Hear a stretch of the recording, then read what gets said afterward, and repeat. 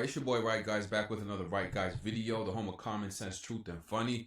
You know, the motto, become exceptional or suffer. Now today I'm just reacting to this small part of this Tucker Carlson with Theo interview. If y'all don't know Theo popular ass comedian out here, funny as hell. Then we got Tucker Carlson, the famous political analyst, basically. But yeah, they had a pretty cool discussion, but I just want to highlight this brief clip where they said that the ruling class don't feel enough guilt, and because they don't feel enough guilt, they don't feel any sort of obligation to help the people beneath them, and they actually resent the people beneath them. So let's just get into the clip so y'all can see. More shame. Like if you've amassed $100 million from sucking the last remaining lifeblood out of some manufacturing company in the Midwest, calling it private equity, like you should hate yourself a little bit. You know what I mean? And there's none of that. And I think that's part of the problem. There's not enough guilt among the ruling class. There's no sense of obligation to people beneath them. And that's one of the reasons they hate them so much. And that's one of the reasons that the fentanyl crisis has not even been acknowledged by Washington, is because they kind of know they're responsible for it. And you wind up hating the people you've wronged, I have noticed. Like, what do you mean that you wind up hating? If you commit a sin against somebody, if you're cruel to somebody, unfair to somebody, you cheat somebody, you wind up hating that person as a way of justifying what you did. Right. And the only way to stop that is by admitting what you did, saying it out loud to the person's face and asking for his forgiveness, which again is why the 12-step model works, right? But if you don't do that, you wind up blaming the person for the crime that you committed against him. Right. And that's one of the reasons that people who don't get sober are so angry at the world. They're pissed at their parents.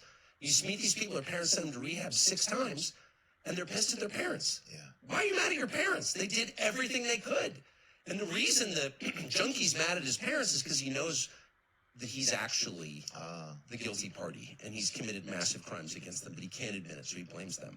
And that is true at a macro level as well. Right. And if your ruling class of all the richest people have gotten rich by dicking over the people beneath them, running these fascist companies that spy on their employees' phone calls and like track them as they come in and out of the building and require them to work on Sundays with no overtime, and just really inhumane sweatshop type practices, creepy Stasi stuff, those people end up having great contempt for their own employees.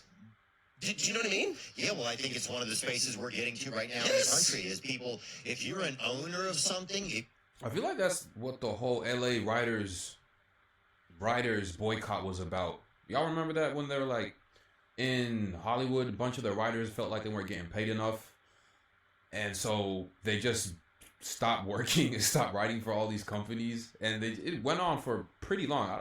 I want to say it ended up. Anyway, these people just wanted more pay, and the people in charge just refused to pay them. And I kind of feel like that's the same type of psychology that's going on in Hollywood in regards to the writers. It's like these people know that they're undercutting these writers and that they deserve more money, and instead of just giving them more money, they decide not to, obviously, and they sort of just resent them and use that as a justification to not just do what's right and pay these people more money.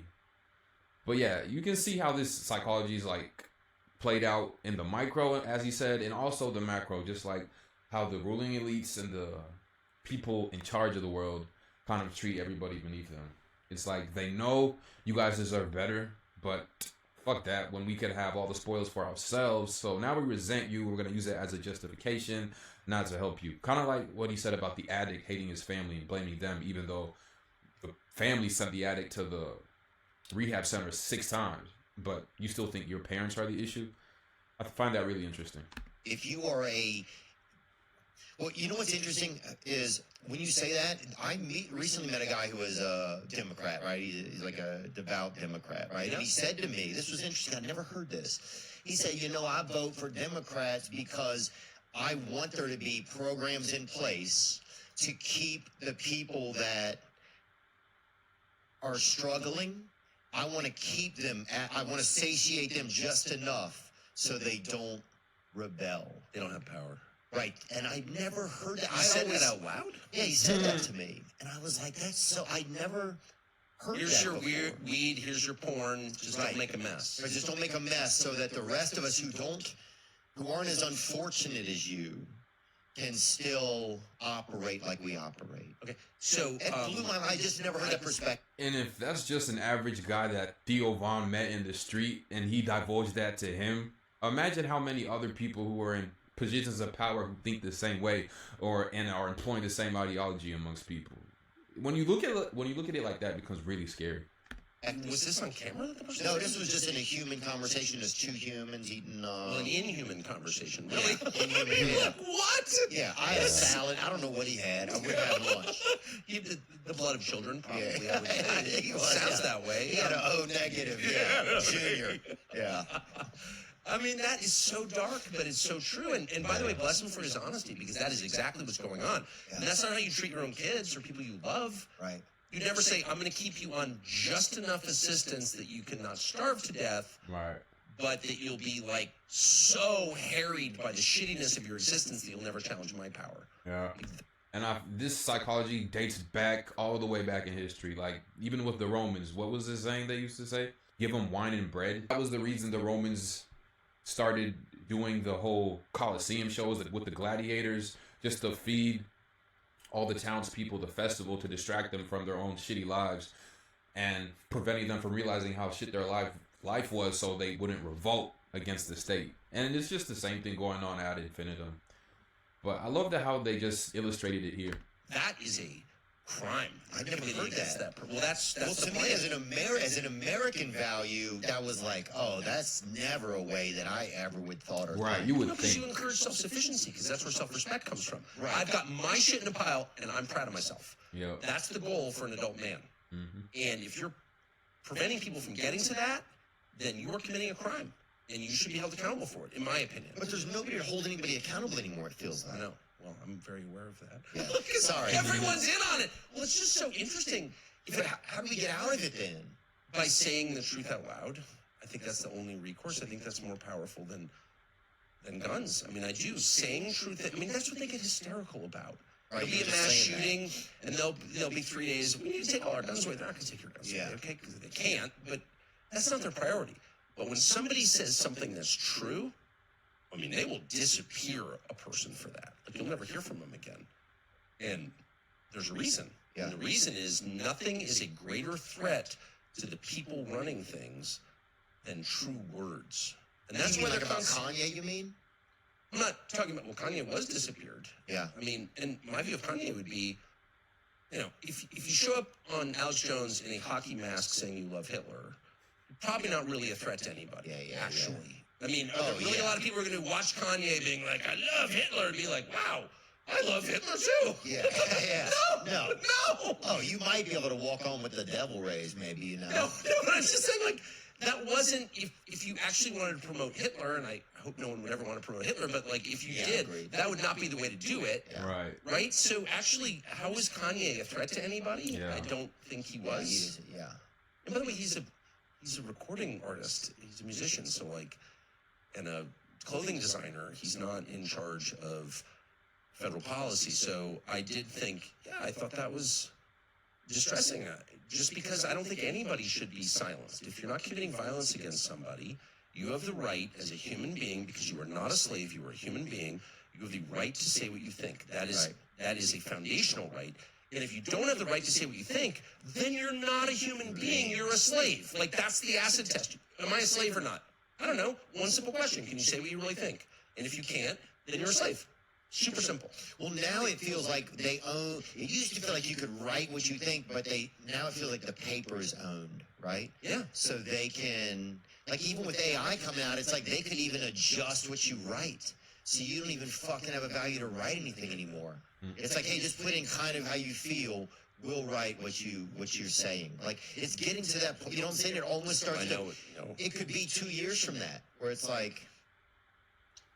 It's getting scary, man. And I can't remember who said this or where I heard it, but basically they were saying that big tech and the state are hand in hand in their manipulation of people. And so the state uses big tech as an arm to control the people. And that's one of the main problems that we're experiencing right now. Like Theo said, like, they just have so much power over everything. Even things that you write now can be adjusted by AI, so it's hard to discern the fake from the real scary times we living in. But I like to go back to what Tucker said about just speaking truth to power as much as possible, as much as you can. And that's the only way to combat all this authoritarianism and censorship that's going on in mass media now. I'm a writer all my life, and to see now machines doing that and actually doing a fairly, serviceable job. I mean, writing poetry and screenplays and giving me a fake father. But upgrade or no? A little younger than my dad, but I don't know. That guy seemed a little bit devious. My father seemed a little happier than him. Fair. I'm gonna urinate real fast. You're gonna urinate? Yeah. All right, y'all. So that was it of that little segment right there that I just wanted to highlight. I thought it was really interesting. I like the way they illustrated it.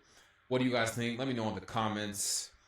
I think the best way to combat all this censorship and authoritarianism that's going on, like I said before, is just speaking the truth, saying what you actually think about things, but saying it in a tactful way also, because it's smarter to play with the game than against the game. So say things in a clever way or a more nuanced way to get your point across, and that will be more long-term beneficial for you in the long run, because you won't get canceled, you won't get silenced like so many other people have in the past. And all those people that have been silenced in the past, they were kind of like the early guinea pigs of free speech that had to get canceled for us to kind of see how to navigate the space now, unfortunately. But yeah, I do kind of feel like certain population of the elites or the people who run the country, actually, they do resent the citizen, the average American.